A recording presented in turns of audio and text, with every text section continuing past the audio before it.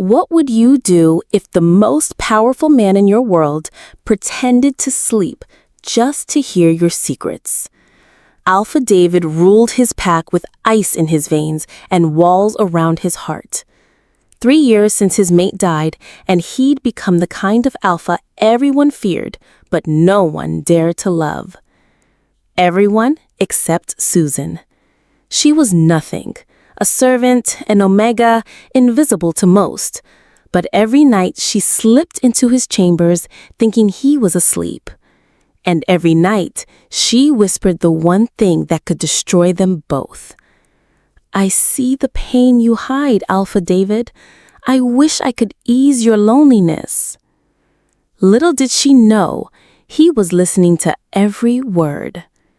This is the story of a broken alpha who learned that sometimes the most powerful love comes from the most unexpected places. Of an overlooked woman who dared to see past the monster to the man beneath. And of the nights when everything changed, when pretending to sleep became a matter of life and death, and love became the only thing strong enough to pull a soul back from darkness. But here's what I want to know. Should Susan forgive David for listening to her private confessions? Was he wrong to pretend? Or was it the only way he could learn the truth? Before we dive in, if this is your first time listening to one of our audiobooks, hit that subscribe button. Your support means the world to us, and it helps us bring you more powerful stories like this one. Stick around until the very end of the video and let me know where in the world you're listening from. Now, let's begin. Chapter 1. The Cold Alpha and the Invisible Omega. I can smell her before I see her, that soft scent of wildflowers mixed with fear. Every damn morning she slips through my pack house like a ghost. Susan, the Omega who thinks I don't notice her watching me. The servant who cleans my chambers, tends my fires, and disappears before I can catch her staring. But I always catch her. My wolf stirs restlessly as I sit at the head of the long oak table, pretending to review territory reports while the pack members file in for breakfast. The familiar ache in my chest pulses, the hollow space where my mate bond used to be. 3 years since Elena died, and the emptiness still threatens to consume me whole. Alpha David. Beta Marcus slides a cup of black coffee across the table. The Northern Border Patrol found fresh rogue scents. Should we handle it? My voice cuts through his words like ice. I don't look up from the papers, but my peripheral vision catches her, Susan, moving silently along the far wall with a tray of clean silverware. She's nothing like Elena was. Where my dead mate had been bold and commanding, this Omega moves like she's apologizing for existing. Her auburn hair falls in waves around a face that never quite meets anyone's gaze. Small, fragile, easily overlooked. So why can't I stop noticing her? Alpha? Marcus's voice sharpens with concern. I force my attention back to him. Double the patrols, shoot first if they cross our territory line. The cruelty in my tone doesn't faze him. He's used to the monster I've become. But across the room, I see Susan's shoulders tense, her hands still on the silverware she's arranging. She heard. She always seems to be listening. Yes, Alpha. Marcus nods and moves away. The breakfast crowd thickens, pack members filling the long tables with their morning chatter and laughter. Normal sounds of a normal pack living normal lives. Everything I used to have before the silver bullet tore Elena from my arms. Now I rule through fear and distance. It's cleaner that way. Safer. Pathetic little mouse. The cruel whisper comes from Jessica, one of the younger female wolves. She's talking to her friend Claire, but her voice carries just enough for others to hear. Susan thinks she's so special, always skulking around, probably hoping the alpha will notice her sad little crush. Claire giggles meanly, as if he'd ever look twice at damaged goods like her. My hand tightens around my coffee cup. Damaged goods? I risk a direct glance at Susan. She's gone completely still, her knuckles white where she grips the serving tray. but she doesn't defend herself, doesn't run, just absorbs their venom like she's used to it. Something dark and protective snarls in my chest. The alpha's way too good for servant trash, Jessica continues, her voice gaining confidence. Some of us actually have breeding and... The coffee cup explodes in my grip. The entire dining hall falls silent. Every conversation stops. Every eye turns to me, including Susan's startled green ones. I stand slowly, letting my alpha aura fill the room like a suffocating blanket. Jessica goes pale, her brave words dying in her throat. "Clean this up," I growl, gesturing to the shattered porcelain and spilled coffee. My gaze locks on Susan. "You, my chambers, now." I don't wait for her response. I turn and stalk out, leaving chaos and whispers in my wake. But as I climb the stairs to my private floor, one thought burns in my mind. Why did hearing them call her damaged make me want to tear their throats out? 20 minutes later, I'm sprawled in the leather chair by my fireplace, eyes closed, breathing steady. To anyone watching, I appear to be sleeping, a skill I learned in my military days. But every sense is razor sharp, waiting. The soft click of my chamber door opening, hesitant footsteps on the thick carpet, the rustle of fabric as she moves around my room, probably straightening books or dusting surfaces that don't need dusting. I force my body to remain relaxed, even as her wildflower scent fills my nostrils, even as I hear her pause near my chair. "You don't have to pretend to be a monster," she whispers, so quiet I almost miss it. My heart stops. Her voice is like honey and sadness combined. "I know you heard what they said downstairs, and I know you're not really sleeping, Alpha David." Fuck, how does she... "I see how much it hurts you to be alone, the way you hold yourself, like you're made of ice instead of flesh and blood, but I know better." The soft weight of a blanket settles over my shoulders. Her scent intensifies as she leans closer, and I have to fight every instinct not to grab her wrist. "I wish I could tell you that the loneliness doesn't have to be forever," she breathes against my ear. "That someone sees the man beneath the alpha, that you don't have to carry all this pain by yourself." Her fingertips brush against my temple, just once, barely a touch, before she pulls away. "Sweet pains, David." The door closes with a soft click, leaving me alone with the echoing thunder of my own heartbeat and one devastating realization. This Omega doesn't fear me. She pities me, and that might be the most dangerous thing of all. Chapter 2. Secrets in the Dark. 3 days have passed since Susan whispered those words in my ear, and I can't get them out of my head. I've been staging these moments of fake sleep like a lovesick teenager, hoping she'll speak to me again. Pathetic. An alpha of my standing, reduced to pretending unconsciousness just to hear an Omega's unguarded thoughts. But tonight feels different. The pack house has settled into its midnight quiet, and I'm positioned in the same leather chair by the fireplace, slumped forward with my head against the high back. My breathing is deep and even, the picture of exhaustion. She's later than usual. The fire has died to glowing embers, casting dancing shadows across the walls. Just when I'm starting to think she won't come, I hear it, the soft whisper of the door opening. Her footsteps are even more hesitant tonight. She pauses just inside the threshold, and I can practically feel her gaze on my face, checking to see if I'm truly asleep. Apparently satisfied, she moves to the fireplace. The poker scrapes against stone as she stokes the dying flames back to life. Warmth spreads across my skin as the fire catches, but it's nothing compared to the heat that builds in my chest when her scent wraps around me. She's close enough that I can hear the soft rustle of her dress as she tends the fire, close enough that I could reach out and... "You look so strong, Alpha David. Even in sleep, you hold yourself like you're ready for war. The poker clanks as she sets it aside. I hear her turn toward me, and it takes every ounce of control not to open my eyes. But I see the pain you hide. The way your jaw clenches even when you're unconscious. The way your hands never fully relax, like you're always ready to fight something that's already gone.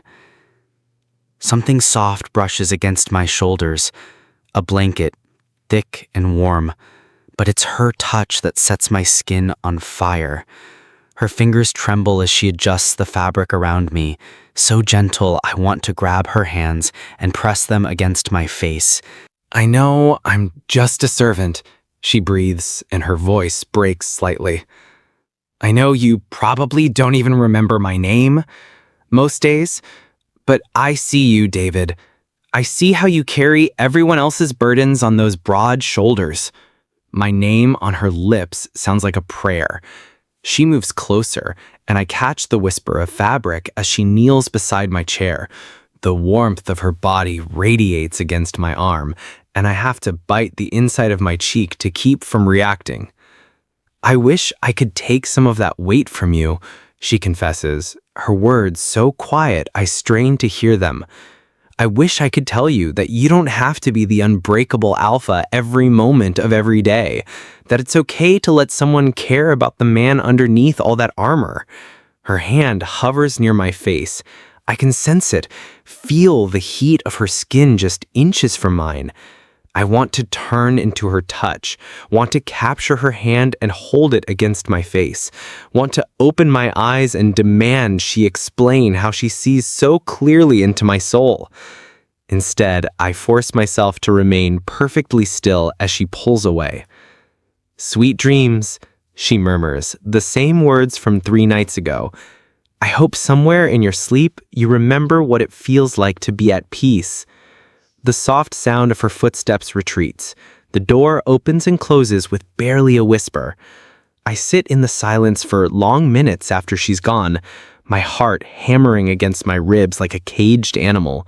My skin burns where she touched me. My mind races with the impossible tenderness in her voice. No one has ever spoken to me like that. Not Elena, not my parents, not anyone in 32 years of life. Like I'm something precious and broken that deserves to be handled with care. She thinks I don't notice her. Christ, Susan, I notice everything about you. The way you flinch when other pack members raise their voices. The way you hum softly while you work, thinking no one can hear. The way your eyes linger on me with something that looks suspiciously like longing. But tonight, this changes everything. Because no one pretends that kind of ache. No one manufactures that level of raw honesty when they think no one's listening. What I just heard wasn't performance or manipulation. It was truth. And the truth is that Susan, my invisible Omega servant, sees me more clearly than anyone ever has. I stand slowly, pulling the blanket she placed around my shoulders tighter. Tomorrow night, I'll be in this chair again. And the night after that. However long it takes to understand what's happening between us. Because for the first time in 3 years, the empty space in my chest doesn't feel quite so hollow.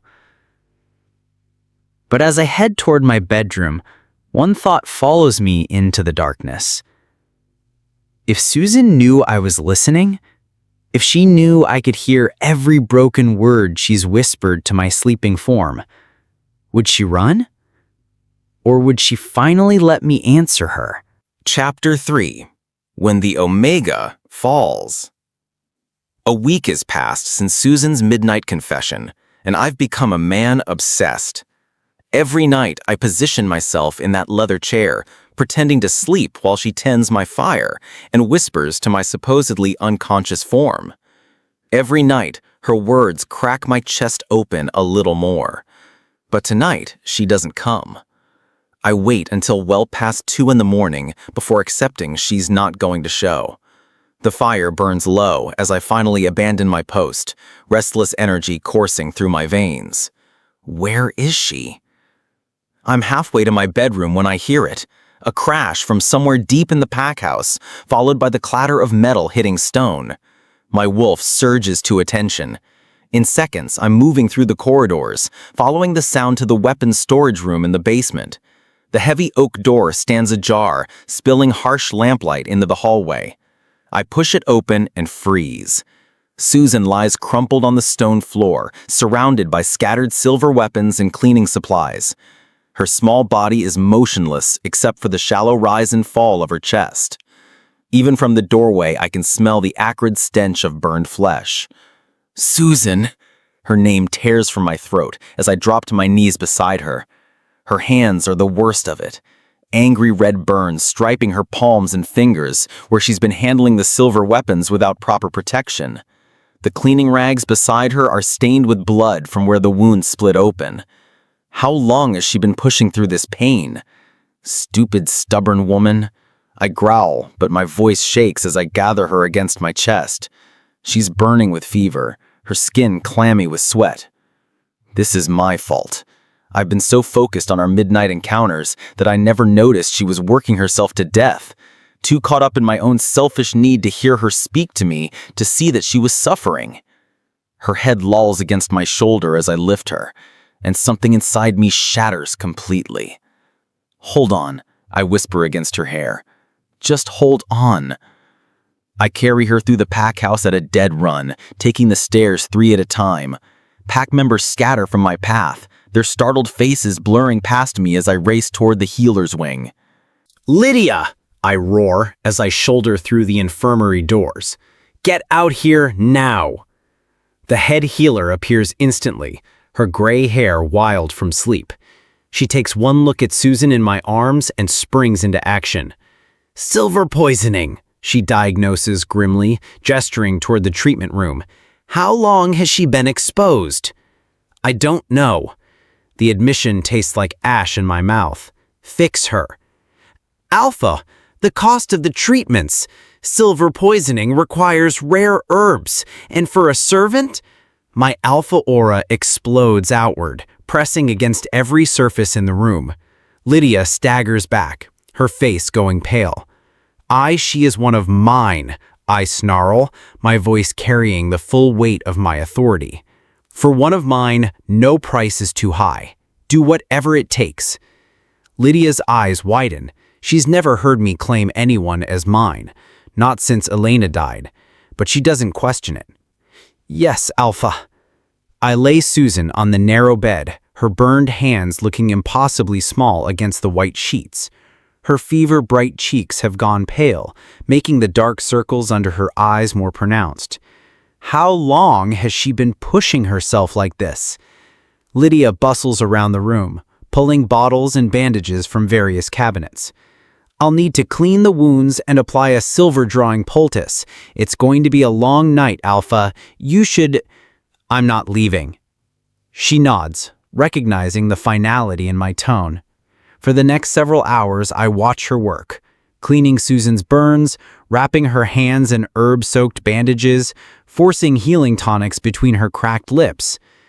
Dawn is breaking through the windows when Susan finally stirs.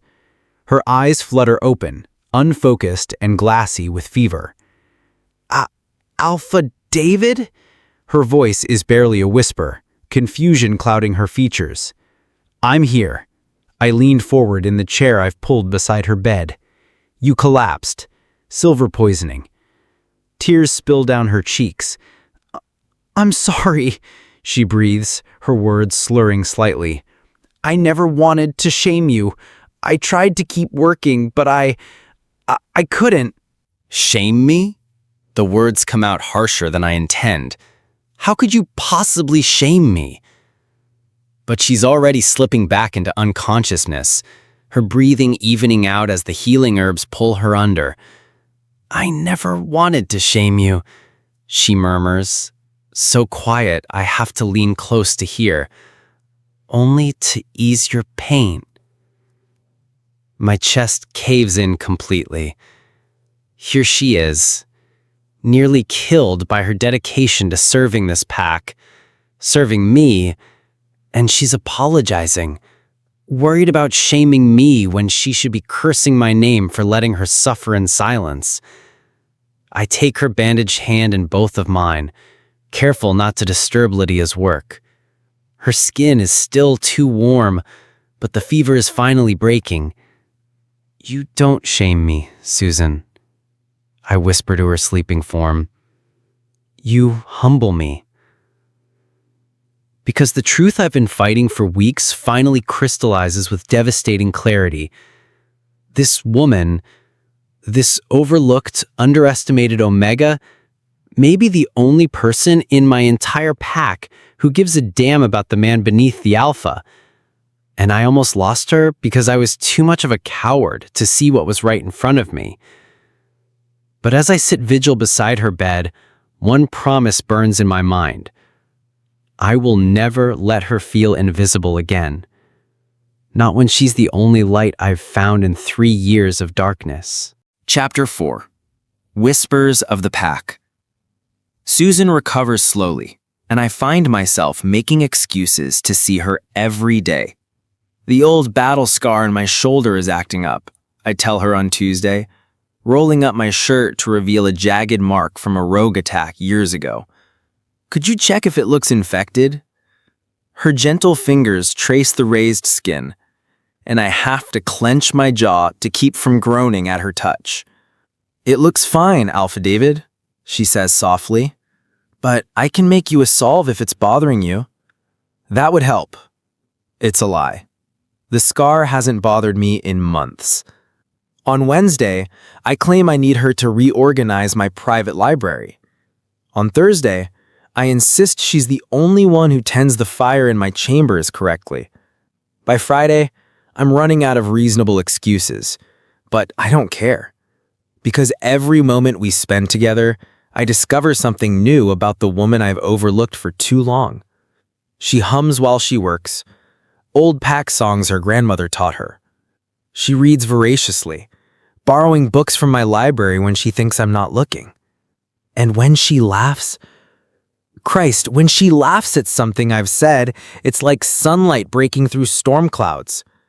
You don't have to pretend your wrist is injured, she says this afternoon, catching me flexing my perfectly healthy joint for the 3rd time. If you want me to stay, just ask. Heat crawls up my neck. Would you? Stay? She settles into the chair across from my desk, her green eyes warm with something that might be affection. I'd stay as long as you wanted me to. Forever might not be long enough. The words slip out before I can stop them. Susan's breath catches, and for a moment, the air between us crackles with possibility. Then voices drift up from the courtyard below, shattering the moment. Completely lost his mind. Jessica's cutting tone carries clearly through my open window. The Alpha and a servant? It's disgusting. Susan's face goes pale. She starts to rise, but I gesture for her to stay, moving to the window myself. Below, Jessica holds court with several other pack members, her voice dripping with disdain. 3 weeks he's been fawning over her, she continues, making excuses to spend time with damaged goods. It's an insult to our bloodlines, our traditions. Maybe he's just being kind, someone suggests weakly. Kind? Jessica laughs harshly. Alphas don't waste kindness on servants. He's either lost his mind or she's using some kind of Omega manipulation on him. The pack needs a strong Luna, adds Thomas, one of the younger warriors, not some broken little mouse who can't even handle silver weapons properly. My hands curl into fists against the windowsill. Every instinct screams at me to storm down there and tear their throats out. But when I turn back to Susan, she's already standing, her face a mask of quiet devastation. I should go. Susan, they're right. Her voice is steady, but I can see the tremor in her hands. I don't belong here. Not like this. Not with you. She slips out of my chambers before I can stop her, leaving me staring at the empty doorway and listening to the poison being spread about us in the courtyard below. 3 days pass and Susan becomes a ghost again. She avoids my chambers, sends other servants to tend my fire, and won't meet my eyes during pack meals. The few times I catch sight of her, she looks hollow, like something vital has been carved out of her chest. I'm losing her. The realization hits me like a physical blow as I watch her through the dining hall windows. She's moving through her duties mechanically, that soft light in her eyes completely extinguished. This is what I was afraid of. This is why I've kept everyone at arm's length since Elena died. Because caring means vulnerability, and vulnerability means loss. But watching Susan retreat into herself again, seeing her shoulders curl inward like she's trying to disappear, it's 1,000 times worse than any physical pain I've ever endured. On the 4th night, I'm pacing my chambers like a caged animal when I hear it. The soft creak of floorboards in the hallway, followed by muffled footsteps on the main staircase. I know those footsteps. I've memorized the rhythm of her walk, the careful way she moves to avoid drawing attention. Susan is leaving.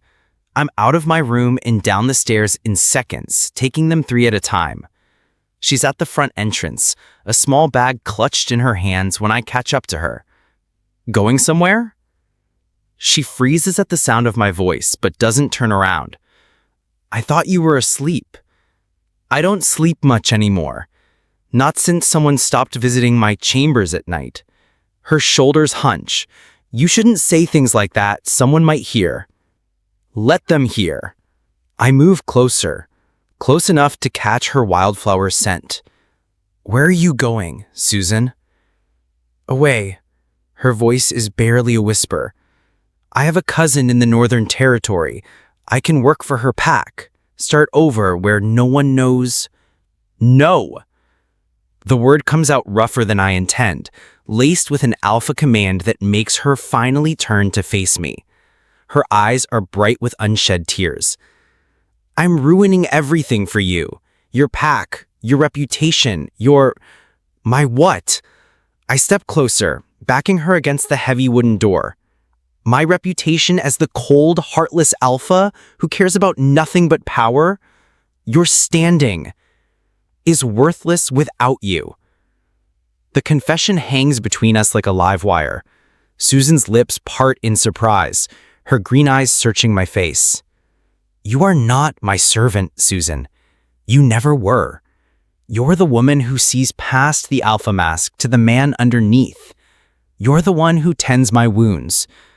Not the visible ones, but the ones that run so deep I'd forgotten they were there. David, you're the only person in this entire pack who gives a damn about me, not my title. The only one who's ever looked at me and seen something worth saving. A tear slips down her cheek. The pack will never accept. Then they'll learn to. I cup her face in my hands, my thumbs brushing away her tears. I've spent 3 years being the alpha everyone expected me to be, cold, distant, unfeeling. But I won't spend another day being the man who let you walk away. What are you saying? I'm saying you're mine, Susan. The words come out fierce, possessive, loaded with every emotion I've been fighting. Not my servant, not my secret, mine. And I'm yours if you'll have a broken alpha who's been too stupid to see what was right in front of him. Her breath hitches.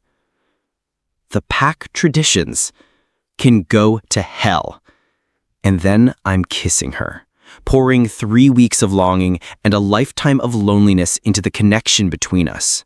She melts against me, her bag falling forgotten to the floor as her hands fist in my shirt. When we finally break apart, both breathing hard, I rest my forehead against hers. Stay, I whisper. Please. They'll never stop talking, she warns, but her voice wavers with hope. Let them talk. I smile, the expression feeling foreign after months of cold masks. I've got more important things to worry about. like convincing a certain Omega that she's the most valuable thing in my world. She laughs through her tears, and the sound repairs something broken inside my chest. Is that an order, Alpha? No, I say, catching her hand and bringing it to my lips. It's a request from a man who's finally figured out that being strong doesn't mean being alone. She doesn't say yes with words, but when she lets me lead her back upstairs, her fingers intertwined with mine, I know I've won the most important battle of my life. The pack can whisper all they want. I found something worth fighting for. Chapter 5. Claim of the Heart. The cursed moon rises blood red over our territory, and I should have known it would bring death with it. The rogue attack comes without warning, 30 wolves flooding across our northern border while most of my pack sleeps. By the time the alarm howls echo through the pack house, they're already deep in our territory, slashing through our defenses like they know exactly where to strike. Alpha! Marcus's voice crackles through the mind link as I shift and race toward the battle. They're targeting the main house. It's a coordinated assault. I bare my fangs, my black wolf surging with deadly intent. These bastards picked the wrong night to test me. But as I crash through the tree line into the main clearing, I realize this isn't random. The rogues move with military precision, flanking my warriors while a massive silver-gray wolf, their leader, cuts straight toward me.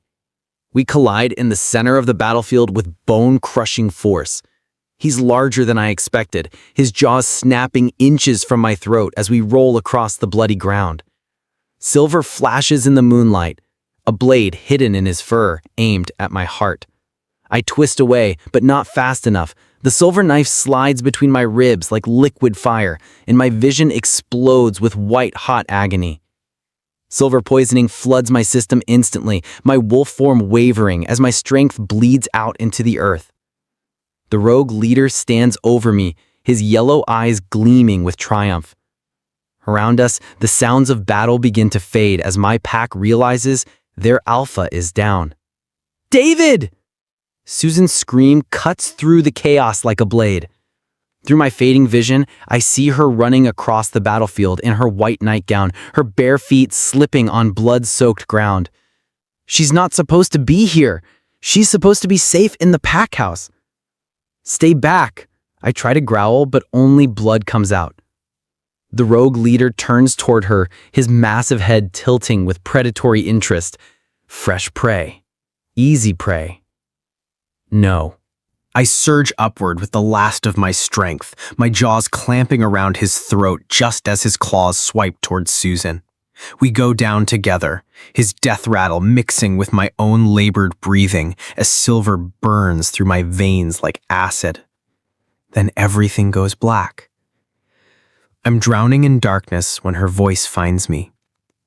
Come back to me, Susan whispers, her words echoing from somewhere far above the black water, pulling me down. Please, David, I can't lose you. Not now.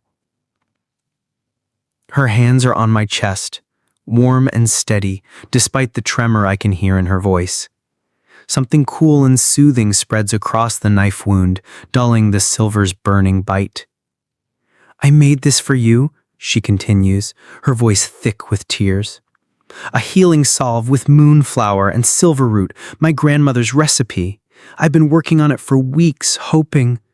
Her words fade in and out like a distant radio station, but her touch remains constant, her palms pressed against my harp, her omega gift of empathy flowing into me like warm honey. She's taking my pain into herself, I realize dimly, absorbing the poison to give me a chance to heal. You stubborn, impossible man, she sobs. You don't get to leave me. Not when I've just found you. Not when you promised we'd figured this out together. Something wet hits my cheek, her tears, and beneath that, the warm press of her lips against my forehead. I love you, she breathes, the words so quiet I almost miss them. I love your strength and your pain, and the way you pretend not to need anyone. I love how you see me when everyone else looks through me. I love... The silver's grip on my heart loosens. My wolf stirs, responding to her call, like she's the moon itself pulling at my soul. That's it, she whispers, her hands growing warmer. Follow my voice, follow me home. Light fractures the darkness.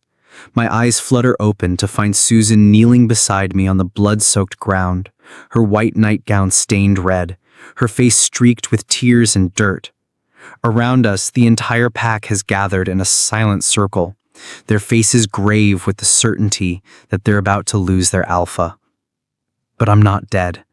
I'm healing, the silver knife wound on my chest already beginning to close under Susan's ministrations. Susan, I rasp, my voice barely a whisper. She lets out a broken laugh, her hands cupping my face. There you are. I knew you wouldn't leave me.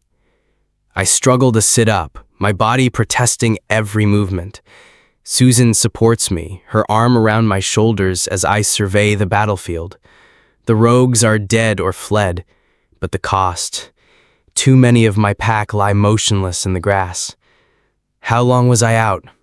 20 minutes, Marcus says grimly. We thought the silver should have killed you. I look down at Susan, still kneeling at my side, with her hands glowing faintly with healing energy. She saved me.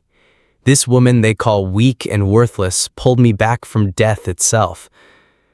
Help me up. David, you need to rest. Help me up. With Susan and Marcus supporting me, I manage to get to my feet. My legs shake with the effort, but I stay upright through sheer force of will. The pack watches in stunned silence as their supposedly dying alpha rises from what should have been his deathbed. This is the moment, the choice that will define everything that comes after. My pack. I begin, my voice carrying despite its roughness. Tonight you witness something that should be impossible. Silver poisoning doesn't heal. Death doesn't release its grip so easily. Murmurs ripple through the crowd. Some of them nod, others look confused, but all of them listen. But love, I continue, reaching for Susan's hand, love can work miracles. Jessica steps forward, her face twisted with disgust. Alpha, surely you don't mean to suggest that a servant... Susan is not a servant. She has never been a servant. She is my mate. The crowd erupts in gasps and startled whispers. Susan's hand tightens in mine, her green eyes wide with shock and something that might be hope. She is my equal, I declare, pulling her closer despite my body's protests. My partner, my Luna. This is madness, Thomas shouts from the back of the crowd. The bloodlines, the traditions, can burn in hell. My alpha aura explodes outward, pressing against every wolf present until they all drop their eyes in submission. Even Jessica staggers backward, her defiance crumbling under the weight of my authority. I have led this pack for 8 years. I continue, my voice deadly quiet. I have bled for you, killed for you, sacrificed everything for your safety. And tonight, when Silver should have claimed my life, this woman, I gesture to Susan, pulled me back from the edge of death itself. I turned to face the full moon hanging overhead, its light washing over us like a benediction. By the ancient laws that govern our kind, by the moon that witnesses all bonds, by the blood I have spilled in this pack's defense, I claim Susan as my mate, my Luna, my equal in all things. The words ring out across the clearing with the force of an unbreakable vow. Around us, the pack falls to their knees in acknowledgement, even those who moments ago spoke against us, because they know the truth, even if they don't want to admit it. Without Susan's healing touch, without her love, they would have lost their alpha tonight. And some bonds are too powerful for tradition to break. Susan turns to me, tears streaming down her face. David, I marry you. I whisper, loud enough for the entire pack to hear. Not because I command it, but because I'm asking. Because a life without you isn't worth living. She doesn't answer with words. Instead, she rises up on her toes and kisses me under the watching moon, her lips warm and soft against mine. The pack erupts in howls of acceptance, not because they have to, but because they can see what I've finally learned to admit. Some things are worth fighting for. Some bonds are worth breaking tradition. And some love is strong enough to pull a man back from death itself. When we finally break apart, I rest my forehead against hers, breathing hard. So, is that a yes? Susan laughs through her tears, the sound carrying across the battlefield like music. Yes, you impossible Alpha, yes. Above us, the cursed moon shines down on an Alpha and his Luna, no longer master and servant, no longer separated by rank or tradition, but bound together by something far stronger than either. A love that refused to let death win.